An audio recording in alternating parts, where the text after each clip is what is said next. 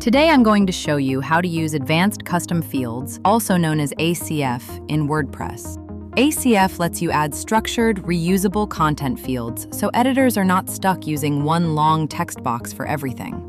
Start by logging into your WordPress dashboard. In the left menu, click ACF. This is where all ACF field groups live. Click Add New to create a field group.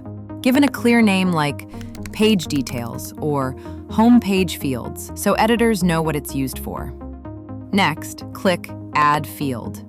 Choose a field type such as text, image, WYSIWYG, or repeater. For example, you might add a text field for a subtitle or an image field for a featured graphic.